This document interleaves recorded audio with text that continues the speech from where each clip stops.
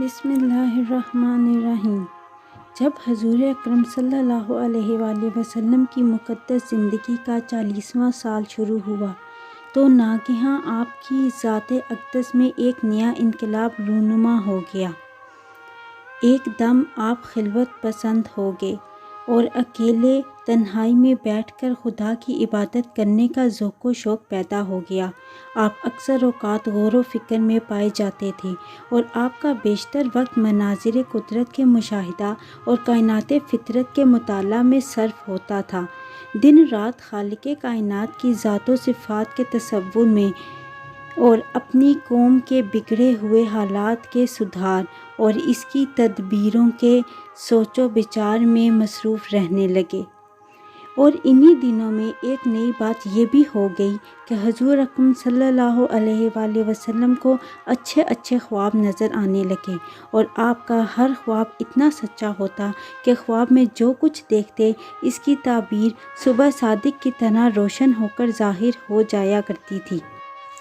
مکہ مکرمہ سے تقریباً 3 میل کی دوری پر جبل حرا نامی پہاڑ کے اوپر ایک غار کوہ ہے جس کو غار حرا کہتے ہیں۔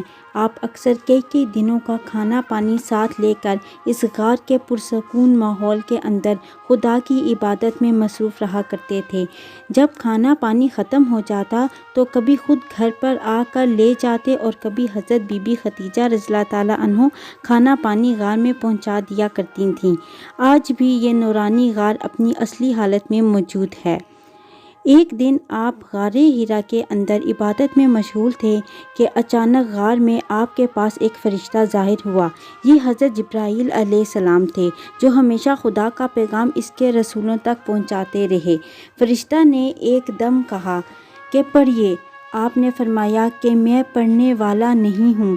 فرشتہ نے آپ کو پکڑا اور نہایت گرم جوشی کے ساتھ آپ سے زوردار معانقہ کیا، پھر چھوڑ کر کہا پڑھیے۔ آپ نے پھر فرمایا میں پڑھنے والا نہیں ہوں۔ فرشتہ نے دوسری مرتبہ پھر آپ کو اپنے سینے سے چمٹایا اور چھوڑ کر کہا کہ پڑھیے۔ آپ نے پھر وہی فرمایا کہ میں پڑھنے والا نہیں ہوں۔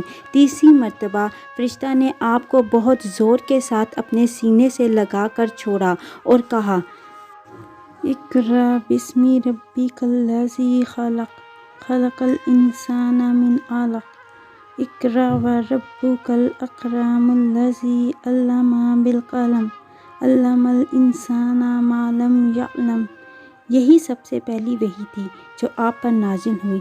ان آیتوں کو یاد کر کے حضور اکرم صلی اللہ علیہ وآلہ وسلم اپنے گھر تشریف لائے، مگر اس واقعہ سے جو بالکل ناگہانی طور پر آپ صلی اللہ علیہ وآلہ وسلم کو پیش آیا، اس سے آپ صلی اللہ علیہ وآلہ وسلم کے قلب مبارک پر لرزہ طاری تھا۔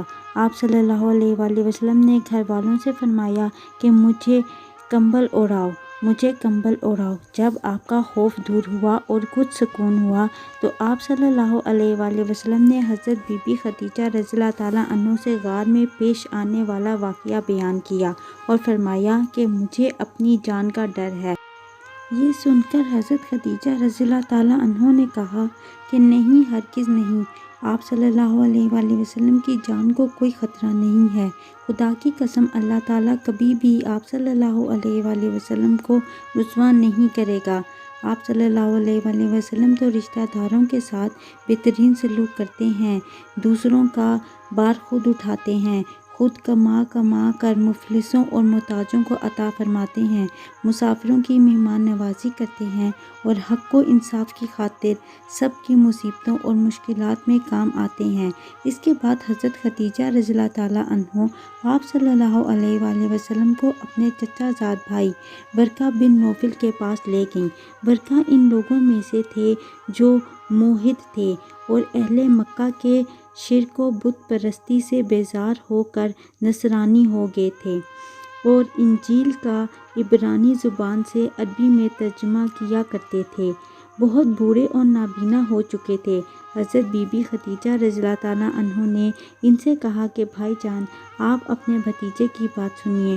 ورقہ بن نوفل نے کہا کہ بتائیے، آپ نے کیا دیکھا ہے؟ حضور صلی اللہ علیہ وآلہ وسلم نے غار حرا کا پورا واقعہ بیان فرمایا۔ یہ سن کر ورقہ بن نوفل نے کہا کہ یہ تو وہی فرشتہ ہے جس کو اللہ تعالیٰ نے حضرت موسیٰ علیہ السلام کے پاس بھیجا تھا۔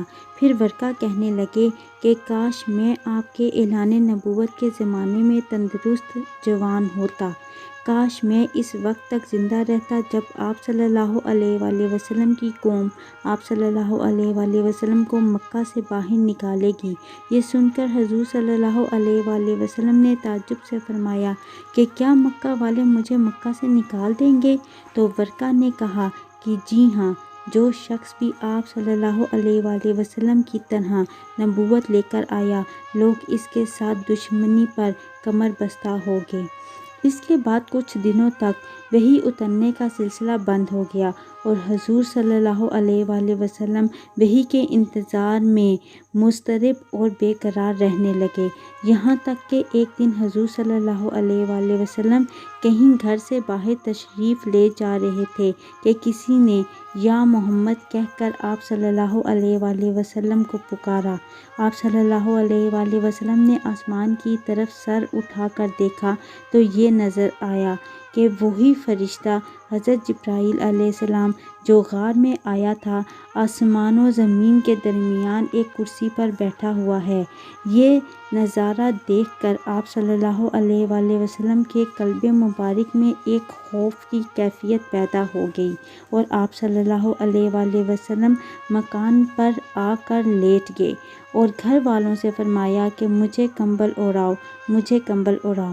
چنانچہ آپ صلی اللہ علیہ وآلہ وسلم کمبل اوڑھ کر لیٹے ہوئے تھے کہ ناگہاں آپ صلی اللہ علیہ وآلہ وسلم پر سورہ مدثر کی ابتدائی آیات نازل ہوئیں اور رب تعالیٰ کا فرمان اتر پڑا، یعنی اے بالا پوش اوڑھنے والے، کھڑے ہو جاؤ، پھر ڈر سناؤ اور اپنے رب ہی کی بڑائی بولو اور اپنے کپڑے پاک رکھو اور بتوں سے دور رہو۔